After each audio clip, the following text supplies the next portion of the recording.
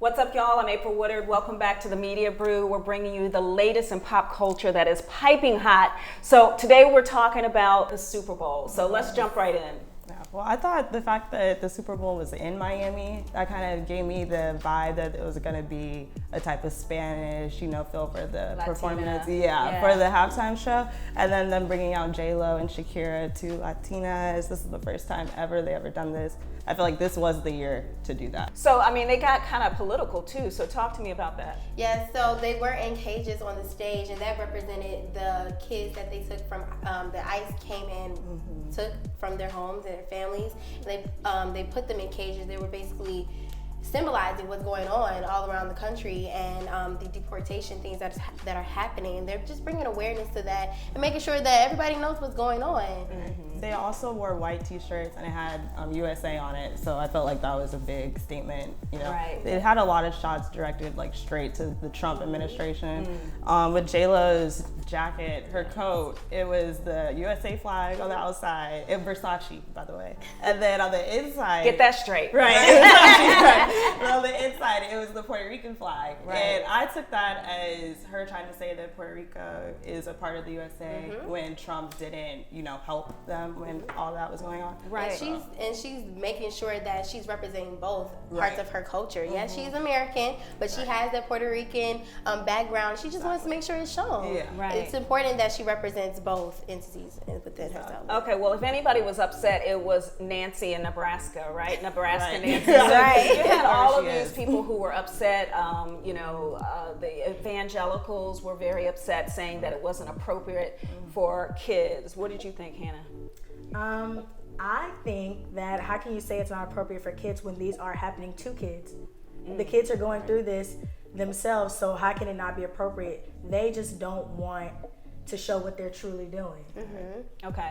Now, I think they were talking about the pole, the stripper Right. pole, and the provocative outfits. But, let's talk about that a little bit. I feel like We see way worse than that on a daily basis. Right. on Well, the what about news. the cheerleaders? Exactly. For the football team. Half They naked had all the They time. only shaking with the Literally. twerk, right? And J-Lo barely did anything that was really inappropriate. She just twirled on the pole, honestly, and did a I bunch thought of it looked cool. It looked like she was very, in shape by the way that she was able to do that. So. Look, that woman is 50. Yeah, exactly. And she doing can still all do of that. I was But like, are we surprised? She was nominated for a Golden Globe for Hustle, Hustler, where yeah. she was a stripper. a stripper. So Exactly. why did we think that was going to happen? In addition, Shakira hips don't lie. Exactly. They know she's got the whole isolation thing and the pop, pop, pop. Right. So why wouldn't people think that was going to happen at the halftime show at the NFL at the Super Bowl? They just wanted to ignore the fact that that is their culture, and they wanted to embrace it. Right. Sometimes they're just not open to those things, and just want to put a security blanket on their children, or say because it's on national TV, we're not supposed to be showing this, we're not supposed to be showing that. But it is what it is. I don't understand what's the big deal about it, honestly. Do you think it's hypocrisy for them to think that cheerleaders okay and then question whether or not the performance was okay? Yeah, I just feel like at this point they're just finding any reason to complain and just not be happy about it. It's just damned if you do, damned if you don't. Just let them live. Okay, so one of the arguments was that stripping is not empowering. Jump on it. I feel like you can do whatever you want to do with your body. It's your body, and with the whole women's movement that's happening now, people are taking control of their body. They want to do what they want to do, so let them do that. And honestly, the strippers make more money than these people at 9-to-5 jobs. So they're just using their body to do what they want to do and just empowering themselves through it. So how do you look at empowering? What does that mean? Amber Rose, she has the slut walk, and that whole movement is directed straight towards empowering women. So I feel like more women are doing it. We have Cardi B, she was a stripper. Now she's talking about running for office, maybe Nene Leakes. So many other strippers are they started strippers, but that's not what they are. That's not what they just do all the time. Right, they have right. other side jobs, gigs and stuff. Well, I'm going to push back a little bit and say, well, how is it empowering if it's demoting you, if it's putting you in a position of being powerless and being sexualized? Well, I feel like it's to each its own. If they don't feel like they're being empowering, because sometimes being on the pole, you have to have a lot of confidence. So if they're getting up there and saying, this is what I want to do with my body, and I'm showing flaunting the things that I have, then that's their take on it. And then they're just saying, I'm happy to be up here, I want to do this, and you can't fault them for that. What about empowerment, being a part of independence and being able to be reliant on yourself and not having to depend on anybody else for your money or for your career? You know, do you see that as an aspect to what women are trying to do that are stripping? Yeah, I can see that. Like more and more every day, especially because women now especially, like we we're leading in jobs, but we're not making, like we don't make the same amount of money as men. Mm-hmm. So this is like another statement basically that we can do whatever we want with our bodies, right, and we can still make money. That's what we want to do. All right, so we touched on that. We're going to touch on some more topics from the Super Bowl. We'll be right back. Whether you're in the mood for French toast, po' boys, or shrimp and grits, Mango has it all. We are open from Monday through Friday, so come on in to experience a Simply Panache Bistro. For more information, please visit our website, www.mangomango.com. Okay, we're back. We're still piping hot about this whole halftime show and Shakira and all the booty shaking that was going on, right? Right, literally. But there was a lot of culture. Mm-hmm. Yeah, she actually came on the stage saying "Hola, Miami," and just off the bat, she was in her zone. You know, she did this dance called the chimpete, and that's like the belly dancing and all the footwork movement and everything. Everything she was doing. You know, it seemed like she was stomping or I don't know, stepping, but yeah, basically that. And then she also had the tongue, the blue. It went viral. Yeah, I don't know. My first reaction, I was like, why would she do that on national TV? Why is she wagging her tongue? Right. Exactly. Well, we come to find out that's a part of her culture as well. It's called the Zagruta, apparently. Yeah, and it's a part of her culture. They do it when they're, excited, just something. Yeah, so her father is actually Lebanese, and so basically that's something that they do in their culture, as Tony has stated. And she just wanted to do a little shout out of, but apparently she didn't do it correctly. Right. She was supposed to put her hand over her mouth so it doesn't be so offensive and all in her face. And she didn't really do the tongue thing correctly either. But that's what she was trying to do. Okay. I mean, shout out to her culture. Yeah, and shout out to the Latina culture too. Yes. You had Demi Lovato who was there, singing the national anthem. So talk to me about who was behind this whole performance, because we know Jay. Yes. So of course, Jay-Z got a little backlash in the last couple of years about partnering with the NFL after, the whole protest with the Black Lives Matter movement. And he actually was the person that booked all the talent for it. So he got Demi Lovato and Shakira and J-Lo to be a part of the performances. Okay. And as you guys saw on Twitter, there was backlash that him and Beyonce sat down during the national anthem. And they weren't alone. There were other people behind them. Okay. And they were just really outraged that why would they sit down? Like, why are they protesting? I thought we were past this point. They were saying we're past the kneeling point.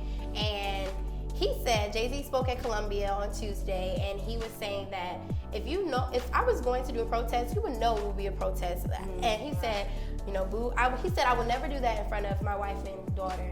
And he said also in the interview with Billboard that if he was going to do a protest, Blue Ivy was going to be right there like, are we doing it now? Are we going to do it? Okay. So, yeah. So, it was something that he got backlash for that wasn't even something that he was intentionally doing. He was just so focused on making sure that everything was right. Right, because he was behind it. So what did you think about people assuming that, there was more to it than what we first saw? Well, first of all, you're never even supposed to assume anything. Mm-hmm. But even if he were to sit down because he was protesting, what does that have to do with you? Everybody's always concerned about what someone else is doing instead of themselves. If he wants to sit, he's not hurting the person next to him. Right. He's not hurting anyone. That's what he wants to do. When Colin took a knee, everybody was outraged, but he took a knee. He wasn't doing anything to you guys. So I feel like whatever everyone believes in, they should be able to stand on that and do what they want. And sometimes I think people need to just mind their business because they don't even, half the time they don't even know what they're talking about. They don't know the facts that's going on. They don't know what's going on through somebody else's mind. So literally, he was paying attention to the performance. He wasn't being disrespectful intentionally. Sometimes just take the back seat. Just really wanted to sit down. Like, I just don't feel like they wanted to get up. Like, it was nothing like personal. So we're just reading too much. Yeah, I really think it wasn't as deep as everybody is making it out to be. Okay. Other Super Bowl topics. What else we got out there? So let's talk about Megan, because she was down in Miami. Okay. Yes. And we saw a video. It circled the internet really quickly about her and GE. Piping hot. Piping. Okay, so are they an item or what? She just came out and said they're not. It was just, one clip, and she had a little too much to drink apparently that night. Okay, Yeah. Hannah, you got some And it was just that, he likes the taste of Fenty, and that's what she had. I mean, even if they were a thing, Mind your business, she's a grown woman. Right. He's a grown man. Okay. Yes. There was just so much uproar on Twitter about him being white. I think that was like the thing, because she was just with Moneybagg Yo earlier this year, late last year, and they're like, oh, she's with a white guy now? Like, oh my gosh, I don't know why the race card is always played. I think it's in also these played situations. because it's Black History Month now, and that So was you like, can't date outside your race. I don't know. Okay, as long as you don't do it in February. It's Right, okay. I really think Yes. that's what it is, because it was the beginning of the month. Yes. Everybody's hype about Black History I Month, know. and then you see this white boy and her on Instagram All like right, day guys, 2. when are we gonna get beyond this? Like, I know. when is it gonna be Yeah. over? I don't know. Are y'all gonna date outside your race?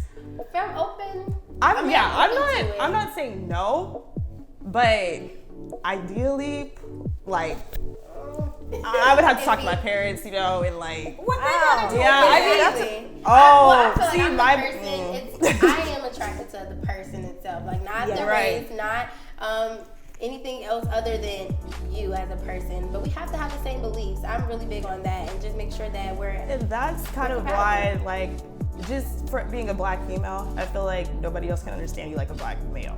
So that's like basically where I'm coming from on that aspect. But I wouldn't just not date you because you're white. Like if I like you, I like you. Okay, Hannah. I just feel like love has no I'm color. getting all into your Right. business. Love. I feel like love has no color. I just feel like you can't help who you fall in love with, and if it happened to be a white man, as long as he respects you and treats you how you want to be treated and everything, then that works for her. That works for whoever it's for. Yes. Okay. Well, why is everybody just like blowing up? Oh my gosh, it's Black History Month. Right. Literally, there was a tweet. He's actually a Huffington Post editor, and he made a tweet saying, it was on February 2nd, oh, Black History Month is going off to a great start. And then the next day, just woke up to Jeezy all over Megan Thee Stallion, so never mind. I don't know. Oh wow. Whoa. That's There crazy. was so, it actually was like a hashtag, like Jeezy and Megan, and people just talking about it crazy. And I was confused because let her do her. Let her live her hot girl year. Right, exactly. All right, ladies. Well, thank you so much. Thank you so much for being with the Media Brew. You know we're going to bring it to you piping hot. Everything in pop culture from Gotham to Hollywood.